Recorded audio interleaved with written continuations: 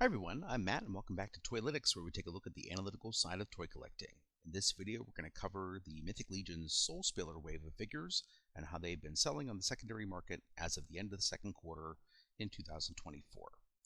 So let's take a look at the figures that were part of this wave. You can see here that this is another one of those what I call kind of a lost wave or forgotten wave that a lot of people don't think about these figures a lot because they're get lost between the Advent of Decay and the Aether wave and all the subsequent kind of versus waves that have come out after that.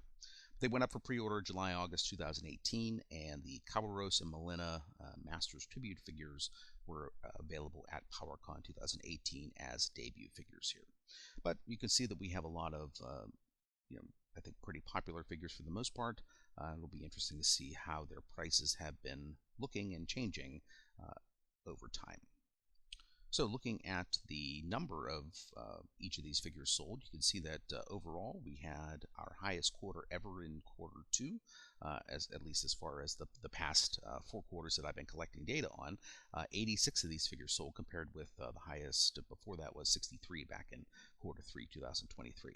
A lot of that was generated from the Shadow Elf Ranger for sure, as well as the Fury Clan Orc being higher than before. And the reason why, if you've been following the Mythic Legions community, is that those 2 figures were re-released in the Mysteries of Mythos mystery boxes that were available as of the end of April 2024. So not surprising to see so many of those that have sold in quarter 2 because so many more were available on the market overall.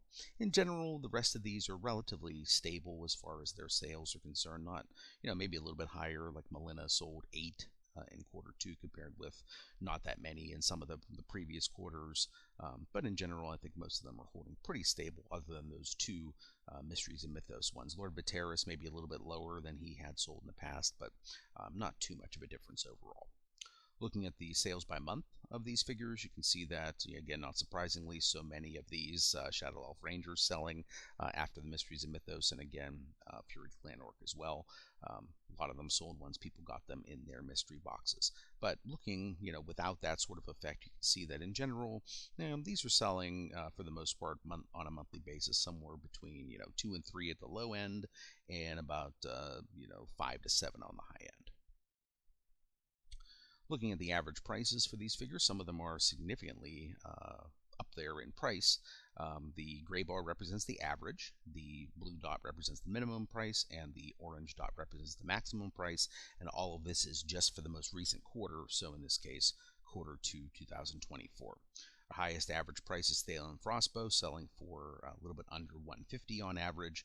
Ragnar Stormforger not too far behind with about $131 price. The original Ice Troll selling for $127.75 came down very significantly after the release of the Ice Troll 2. Kawaros and Lord Viteris right around 105 to 110 on average. Melina selling for about 94, which I think is a little higher. We'll see when we look at the longitudinal sales there, how much that has changed. Shadow Elf Ranger, 93.16. You can see that in general, though, somebody, I'm guessing this is before the mystery box re-release, paid 190.70 for the Shadow Elf Ranger. As you can see that afterwards, somebody paid only $59. So on average, selling for 93. This is definitely an overpay at this point, although in that person's defense, they probably, of course, didn't know that this would be released, and that's unfortunately what happens sometimes. And then the Fury Clan Orc, similar thing, although we didn't have a very significant overpay here. Price is pretty low compared to some of the others at 76, but still significantly higher than the typical retail price. Looking at how these prices have changed over time, you can see Kawaros was really high back in quarter 3, 2023, and he's leveled out at right around 100, maybe a little bit higher at this point. The Fury Clan Orc, again, prices have been relatively stable, hasn't dropped too significantly after the Mysteries of Mythos re-release. Ice Troll is, again, higher back in quarter 3, 2023, kind of similar to Kawaros, but seems to have settled now around 125 to 130. Lord Viteris is at his highest price, same thing with Melina over time. They're both at their highest prices over the past year. Ragnar Stormforger is, she kind of bounces up and down. She's actually at her lowest point, but still pretty high at 130.39. Shadow Elf Ranger again is at his lowest point, his or her lowest point, not really sure. But the first time that that figure's been available for less than 100 on average in the past year. And Thalen Frostbow keeps going. Well, I shouldn't say keeps going up and up. She is at her highest price over the past year, but there was a point where she was a little bit cheaper back in Q4 and Q1 of this year. Now let's look at the individual sales here to get a better sense of that dynamic. So this is Kawaros, and you can see that some of these were selling. I don't know why somebody would have paid over $300, close to $400 for a Kawaros, and it's not test shots. I have filtered out all the test shots from this analysis, so I don't know. Even somebody else paid $264. Not really sure why, but in general, you can see that he's been selling, in Q2 for the most part between $100 and about $140. Although in some cases, a few people were able to get him for in that $80 to $90 range. So it seems like around $100 is the cheapest price you're going to get him for now, for the most part, unless you can snag a deal. So if you see one for less than $100, it's probably a good price on a Kawaros. And it's, as a Master's Tribute, probably not a candidate for re-release. Okay, Fury Clan Orc, as you can see, the mystery boxes were available for people. They were in people's hands as of like April 25th of 2024. So this is right around that time. The price has dropped pretty significantly. You can see after the mystery boxes, he's been available for at max about 81, 82, and at minimum all the way down to 63. So somewhere between about 65 and 80 is what the Fury Clan Orc has been selling for. I would say if you see one for $65 to $70, that's probably a pretty good price, and as good as you're going to do at this point. Looking at that original Ice Troll, still, not a whole lot of sales, but at least a decent amount here to be able to look at.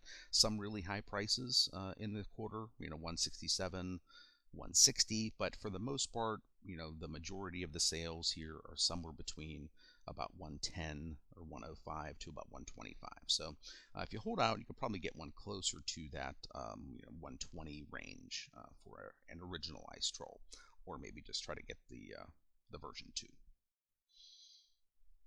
Lord Vateris, you can see a pretty significant upswing here in the prices over time.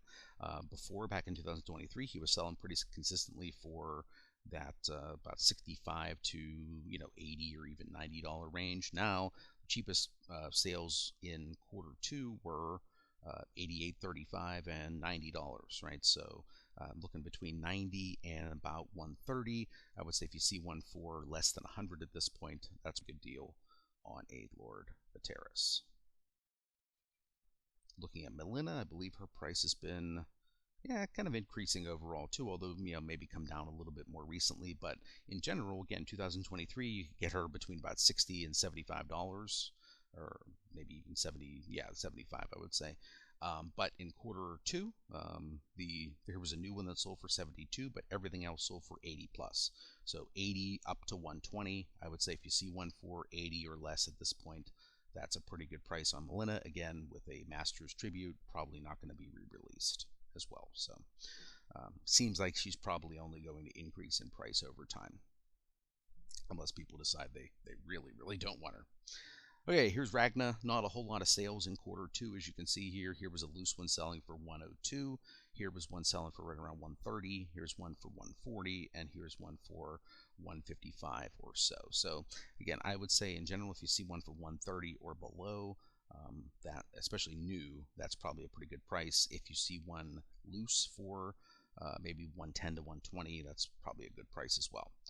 Okay, another mystery box re-release here, the Shadow Elf Ranger. You can see that, starting in, end of April when the mystery boxes were available, the Shadow Elf Ranger was selling at max about 109, at minimum around 60, right? So I would say that in general, right now, you're looking at somewhere between about, let's say about 70 to about 90 to $95 for a Shadow Elf Ranger. I would say if you see one for less than 80, maybe in that $75 range, that's probably a pretty good price. But selling really significantly higher than that before the mystery box re-release. So definitely helped the prices come down pretty significantly on the Shadow Elf Ranger. And then finally, Thalen Frostbow. she just kind of keeps going up and up and up for the most part here. As you can see, back in 2023, you can get her for 120 to 130 a lot of times. Now in Q2, lowest price was 120, and that was loose. New, you're looking at 140 to 165. So if you see a Thaylen for anything less than 140, at least recently, that seems to be about as good as you can expect to do. So that is going to be it for the Soul Spiller wave. Again, a lot of interesting figures there. A lot of a couple re-releases with the mystery boxes, which it's interesting to take a look at the prices, and then others that are really popular that probably won't get a re-release anytime soon. So probably going to keep going up and up and up and up and up, which is why it makes sense to keep taking a look at how they're doing over time. So that's going to be it for this video. I hope you enjoyed it. Please like, subscribe, etc., as everybody always says, and I'll see you again in the next one.